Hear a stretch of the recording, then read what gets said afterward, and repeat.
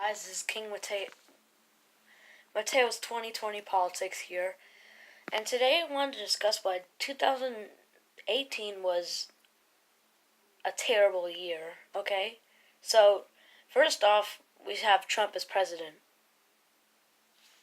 Trump is president. Enough said. You have too many Republicans who are okay. You have Republicans who are actually against him because they're more moderate than him, and then any other Republican, let's say half the Republicans that support him, there are a few actually. Let's say Lindsey Graham, he just had a meeting with Trump and suddenly got a change of mind. And then you have Senator Rand Paul, who is only with Trump on this whole Syria withdrawal deal because he's a non-interventionalist.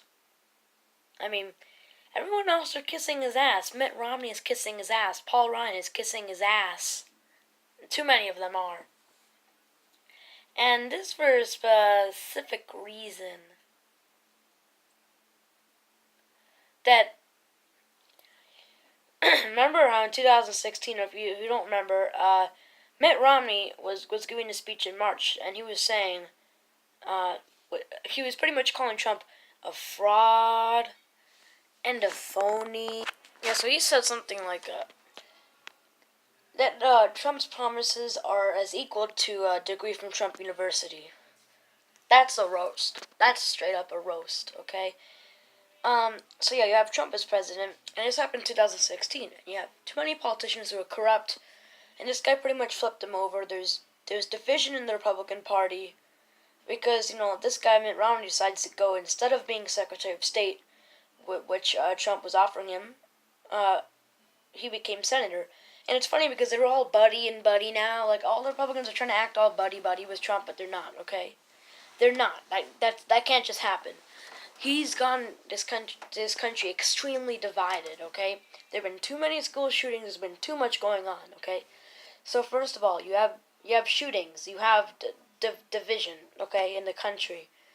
Now, let's move even further, okay? Let's move even further to the world.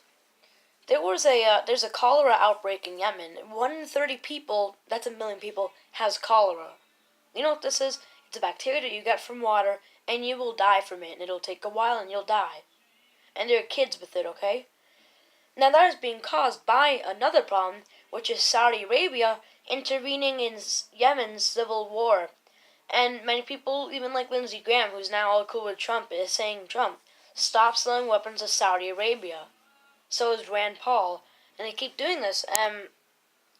So Saudi Arabia is only with the U.S. because of oil. That's like the only reason. If they didn't have oil, there'd be no relationship. And the U.S. also needs some strategic areas in the Middle East to combat Russia. So there's a civil war in Yemen. There's a revolution in Yemen. What the revolutionaries are against the ideas of Saudi Arabia. So Saudi Arabia is just like, oh, let me help the Yemeni government against the rebels. And that way I can get some oil and more influence across the Middle East too. Cha-ching! And Trump is just helping them with that. That's been causing cholera. Earlier this year, there was a bomb dropped on a school bus, and it's a guided missile, so they were aiming for that missile. They were aiming for that bus in Yemen. Across the world, there's just starvation. ISIS was, of course, collapsing, but they're going to be on the rise again. With Trump withdrawing, which is a stupid decision. Now, the Kurds are going to be all on their own. ISIS is going to kill the Kurds, and Turks, they're kind of against the Kurds, and they're going to go against them too. Assad's government, the regime, are going to go over and fight the rebels, and they're going to win because the U.S. is not helping the rebels anymore. They were using CIA agents to train them, and now they're just simply not. Now, what Trump is doing makes no sense.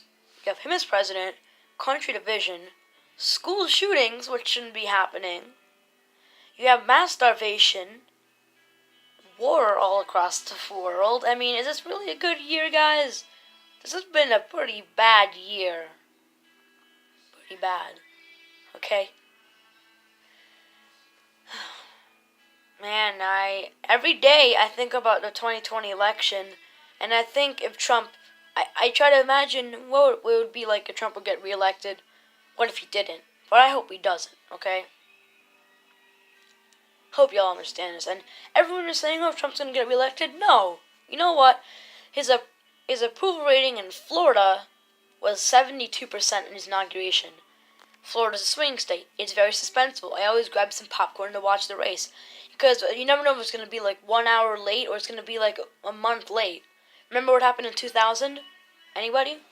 Well, I wasn't born, but I know what happened. So you may say, oh, Trump will get all the swing states, but no, the Democrats are clearly on the rise. They have a governor in North Carolina.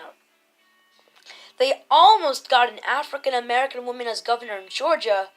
They have a Democratic senator in Alabama, and they almost got into Mississippi, and Tennessee was somewhat close with the Senate elections. But anyway, Trump's approval rating in Florida was 72%. Now, it's pretty damn good, right? Yeah, Trump's gonna win, but it's pretty bad when you find out it's crashed to 52% in 2 years. Hey, man. Less than 2 years. What's it gonna be next? 20% at the end of his term?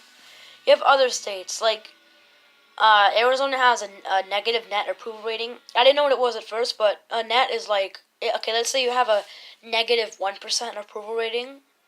That shows that your approval rating is 49% because it's negative 1 from 50. Let's say you have a negative 70% approval rating. What's that going to be? Keep going, come on, think. I'm not going to answer it. I'm going to leave you like a moment.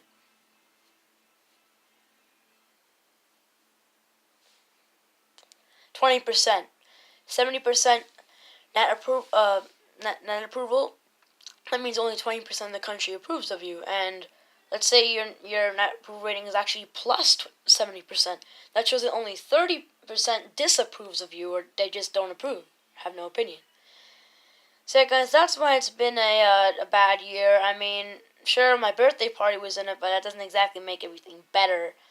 You had starvation, violence, terrorism, school shootings, and U.S. division.